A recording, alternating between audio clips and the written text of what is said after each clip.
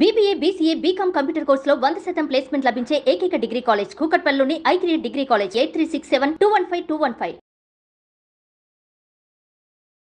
12వ తారీఖు ఏప్రిల్ 12వ తారీఖు శనివారం పౌర్ణమి రోజు హనుమ జయంతి అంటున్నారు. కాదు అసలు వైశాఖంలో వస్తుంది, చైత్రమాసంలో కాదు అని మరికొందరు అంటారు. హనుమంతుడికి సంబంధించి ఆయన జయంతికి సంబంధించి చాలా రకాల కన్ఫ్యూజన్స్ ఉన్నాయి. మరి అసలు ఇప్పుడు వచ్చే ఈ పౌర్ణమి రోజు మనం ఏం చేయాలి, ఆచరించాల్సిన విధి విధానాలు ఏంటి, అసలు ఈ రోజుకి చైత్రమాసంలో వచ్చేదానికి వైశాఖ మాసంలో వచ్చేదానికి డిఫరెన్స్ ఏంటి, వీటన్నిటినీ కులంకుశంగా చర్చించి మనల్ని ధర్మబద్ధంగా ధర్మం వైపు నడిపించడానికి మనతో పాటు ప్రముఖ ఆస్ట్రాలజర్ బ్రహ్మశ్రీ నందిబట్ల శ్రీహరి శర్మ గురుగారు ఉన్నారు. నమస్తే గురుగారు. వాగర్థావివ సంపృక్తౌ వాగర్థ ప్రతివర్తయే జగతః పితరౌ వందే పార్వతీ పరమేశ్వరౌ ఆదిత్యాయ చ సోమాయ మంగళాయ బుధాయ చ గురుశుక్ర శనిభ్యశ్చ రాహవే కేతవే నమః. శృంగేరి జగద్గురు పీఠాధిపతులకి కంచి పీఠాధిపతులకి నమస్కారములు తెలియజేసుకుంటూ కార్యక్రమాన్ని ప్రారంభిద్దాం. గురుగారు, ఇందాక నేను చెప్పినట్టుగా ఆంజనేయ స్వామికి సంబంధించి చాలా కన్ఫ్యూజన్ ఉన్నాయి గురుగారు. ఇప్పుడు 12వ తారీఖు వచ్చేది అసలు హనుమత్ జయంతి కాదు, విజయోత్సవం అంటారు కొందరేమో నార్త్లో చేస్తారు, ఇక్కడ కాదు, సో మనం ఇవి చేసేది మాత్రం చైత్రమాసంలో అంటారు. మరికొందరు ఇంకొక డేట్ కూడా వినిపిస్తూ ఉంది. అసలు ఎప్పుడు వారి జయంతి తెలుసుకుందాం గురుగారు. హనుమంతుని జయంతి భవిష్యత్ బ్రహ్మ. ఇప్పుడున్నటువంటి బ్రహ్మకి ఆయు తీరిపోతే భవిష్యత్తులో ఆయనే బ్రహ్మగా మారుతారు. మరి అందుకే ఆయన యొక్క ఆరాధన అనుసరణీయమని కూడా చెప్పవచ్చు. అయితే ఈ హనుమత్ జయంతికి సంబంధించినటువంటి అనేకమైనటువంటి సందేహాస్పద నిర్ణయాలు మన గ్రంథాలలో చాలా ఉన్నాయి. అంటే ఇక్కడ ఇతమిద్ధంగా వీరి యొక్క జన్మతిథి ఇది అని మన గ్రంథాలు కూడా సవివరంగా ఇవ్వలేకపోతున్నాయి. ఎందుకంటే చాలామంది మనకు నార్త్ సైడ్ కనుక చూసుకుంటే చైత్ర పౌర్ణమి రోజునే హనుమత్ జయంతి జరుపుతారు. అది ఆచారం. మన తెలంగాణ ప్రాంతంలో కూడా కొంత ఫాలో అవుతున్నారు. కానీ ఆంధ్ర తదితర కర్ణాటక తదితర ప్రాంతాల్లోకి వెళితే వైశాఖ బహుళ దశమి తిథి రోజున హనుమంతుల వారి జయంతి అని చెప్పడం జరుగుతుంది. అందుకనే ఎందుకు కర్ణాటక హంపి దగ్గర ఉన్నటువంటి క్షేత్రంలోనే హనుమంతుల వారి యొక్క జన్మ జరిగిందని చెప్పి మనకు చెప్పబడుతుంది. అంతేకాకుండా మనకు ధర్మసింధు, నిర్ణయ సింధు అనేటువంటి యొక్క ప్రధానమైనటువంటి ధర్మ గ్రంథాల ప్రకారం కనుక చూసుకున్నట్లయితే కార్తీక మాసము కృష్ణపక్షము అంటే అమావాస్య ముందు రోజు చతుర్దశి తిథి మేషలగ్నములో స్వాతి నక్షత్రంలో మంగళవారం రోజున హనుమంతుల వారి జన్మ రాత్రి సమయంలో జరిగింది అని చెప్పబడుతుంది. పుట్టిన తోడనే తెల్లవారే కార్తీక మాసం అప్పుడు అమావాస్య సూర్యగ్రహణంగా ఉన్నటువంటి కారణం చేత మెరిసేటువంటి పండుని చూసినటువంటి హనుమంతులు పుట్టిన వెంబడే అది పండుగ భావించి తినబోతుంటే ఆ విధంగా సూర్యుడు ఇంద్రుడు అడ్డుపడడం, ఇవన్నీ ఆ వజ్రాయుధంతో హనుమ అంటే దవడలు అని అర్థం. సంస్కృతంలో హనువు అంటే దవడ అని అర్థం. దవడ మీద దెబ్బ తగినది కాబట్టి అప్పటి నుంచి హనుమంతుడు అయ్యాడు. అది ఆయన పేరు అది అలా వచ్చింది. హనువులు అంటే దవడలు అని అర్థం. ఇక్కడ దెబ్బ తగిలింది ఎందుకంటే నోట ఖర్చుకున్నాడు కదా, ఆ ఖర్చుకున్నటువంటి సూర్యుని వదిలిపెట్టాలంటే దెబ్బ తగిలితే కదా ఆ నోరు తెరుస్తారు. అలా ఆ విధంగా ఇంద్రుడి యొక్క వజ్రాయుధంతో అప్పుడు సొమ్మసిల్లి పడిపోయినటువంటి ఆ యొక్క హనుమంతుడి యొక్క తల్లి, హనుమంతుడిని చూసి తల్లి అంజనాదేవి చాలా బాధపడుతుంటే తండ్రి వాయునందుడు వాయుస్తంభనం అయిపోయాడు. లోకాలన్నీ తల్లడిల్లిపోతే ఆ యొక్క దంపతులు వాయువుని అంజలీదేవిని వీళ్ళని శాంతపరచడం కోసం ఆ హనుమంతుడికి అనేక వరాలు, చిరంజీవత్వము, భవిష్యత్ బ్రహ్మ వరము కూడా బ్రహ్మ వచ్చి ఇచ్చాడు.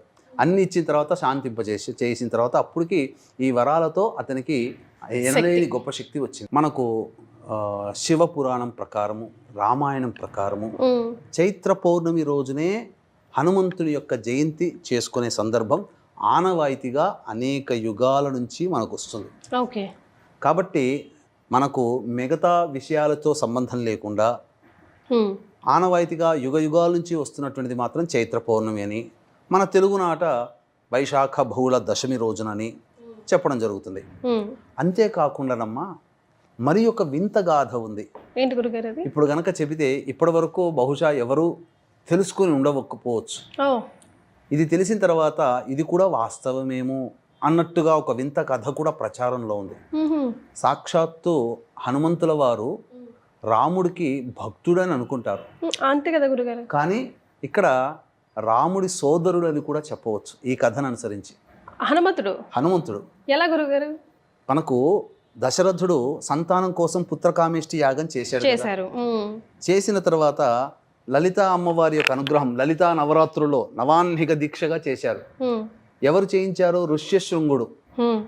తన అల్లుడైనటువంటి ఋష్యశృంగ మహర్షి ఆధ్వర్యంలో 3 భార్యల్ని పక్కన కూర్చోబెట్టుకొని పుత్రకామేష్టి యాగము చైత్రమాసము పాఠ్యం నుంచి ప్రారంభం చేసి నవాన్హిక దీక్షగా 9 రోజులు దీక్షగా చేసిన తదనంతరం ఆ యొక్క సంబంధించినటువంటి దీక్ష వలన యజ్ఞపురుషుడు ఉద్భవించి యజ్ఞప్రసాదముగా బియ్యము,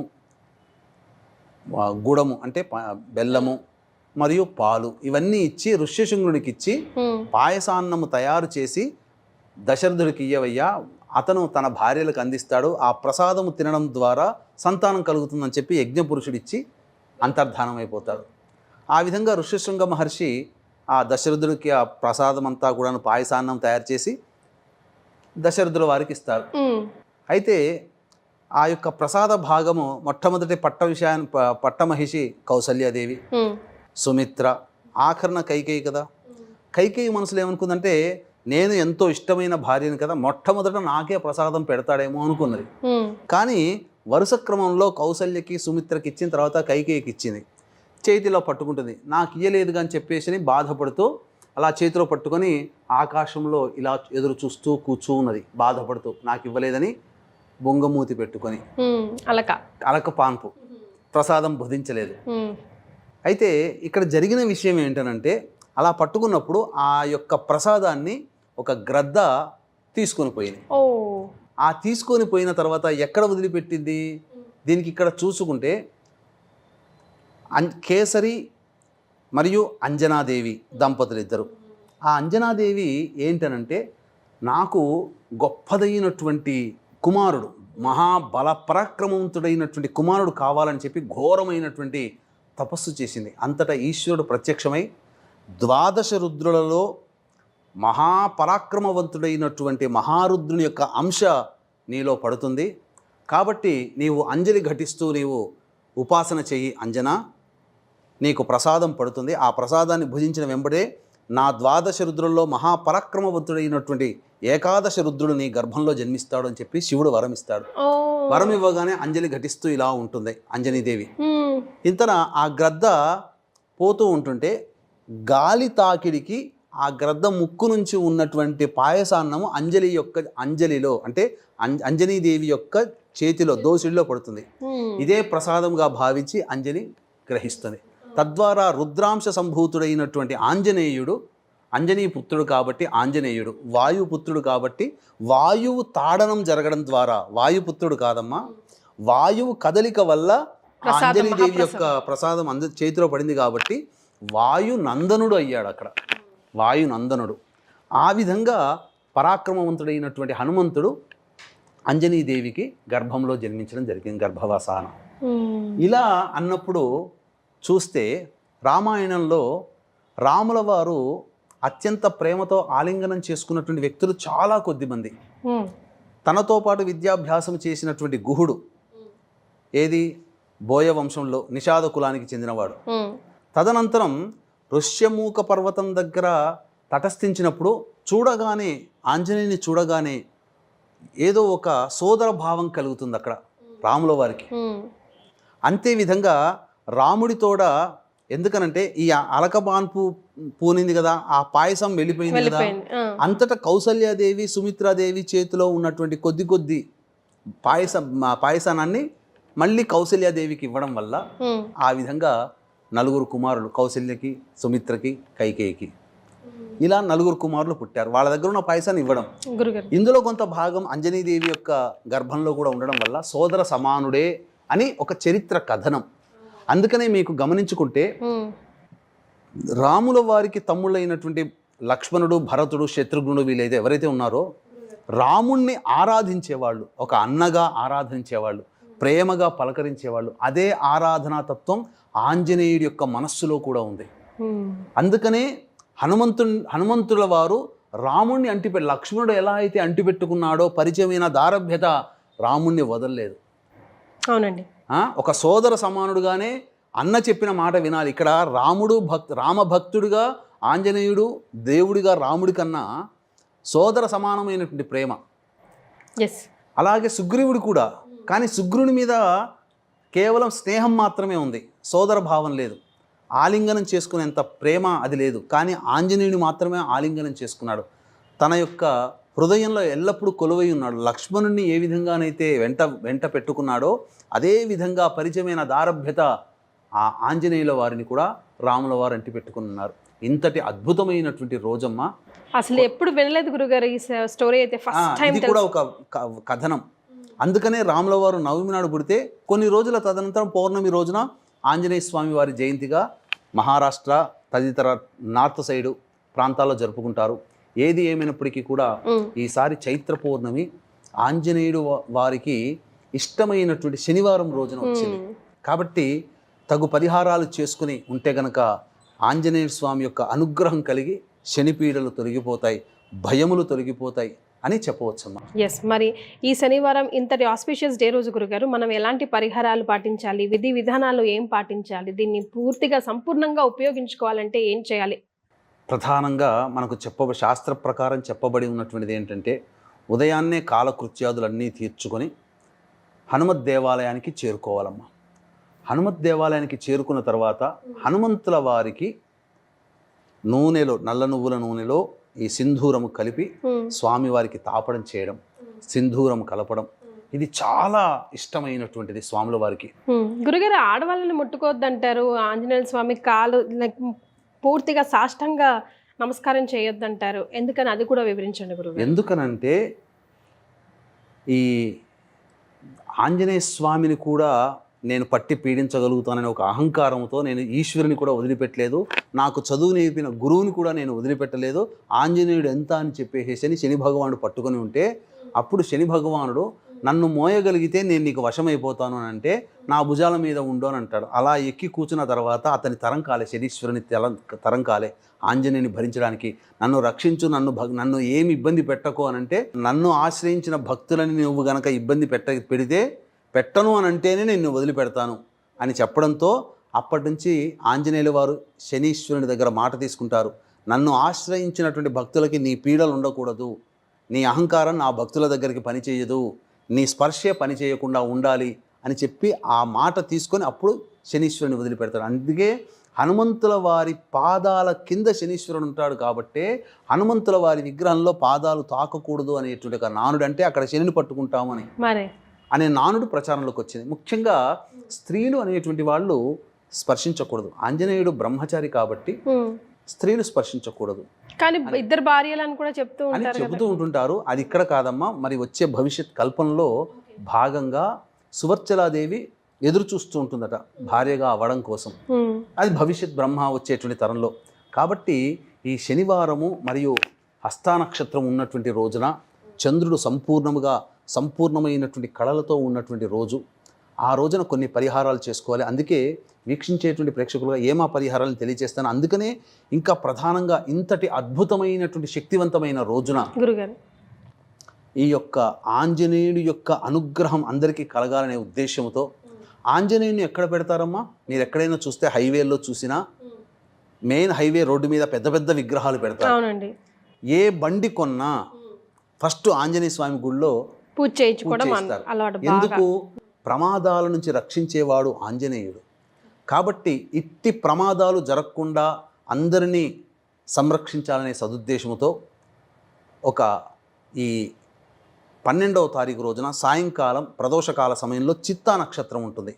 ఆ చిత్తా నక్షత్రం ప్రవేశం చేసిన తదుపరి పౌర్ణమి ఇంకా అప్పటికి ఉంటుంది, మధ్యరాత్రి వరకు ఉంటుంది. కాబట్టి ఆ రోజున మా పీఠం ఆధ్వర్యంలో ఈ హనుమత్ మూలమంత్ర హోమము, తర్వాత శని దోషము, ఇప్పుడు వెంబడే శని ప్రారంభించాడు, మీనరాశికి వచ్చాడు కాబట్టి కుంభము, మీనము, మేషరాశి వారికి ఏలినాడు శని దోషము, మిథున రాశి వారికి కట్టక శని దోషము, అలాగే సింహరాశి వారికి అష్టమ శని దోషము, ధనుస్సు రాశి వారికి అర్ధాష్టమ శని దోషము, అలాగే కర్కాటక రాశి వారికి మరియు ఈ యొక్క వృశ్చిక రాశి వారికి యోగ శని దోషం. వెరసి మేష, మిథున, కర్కాటక, సింహ, వృశ్చిక, ధనుస్సు, కుంభ, మీన రాశుల్లో జన్మించినటువంటి వారికి కన్యా రాశితో కూడా జన్మించినటువంటి వారికి ఈ యొక్క శనిదోష ప్రభావం ఉంటుంది. కాబట్టి ఈ చెప్పినటువంటి రాశిలో జన్మించినటువంటి వారికి ఉపయోగార్థమై ఆ రోజు మహత్యమైనటువంటి శని సంబంధించినటువంటి శని నివారణ తగ్గేటువంటి రోజు కాబట్టి శనీశ్వర హోమము, అఘోర పాశుపత మంత్ర హోమంతో పాటుగా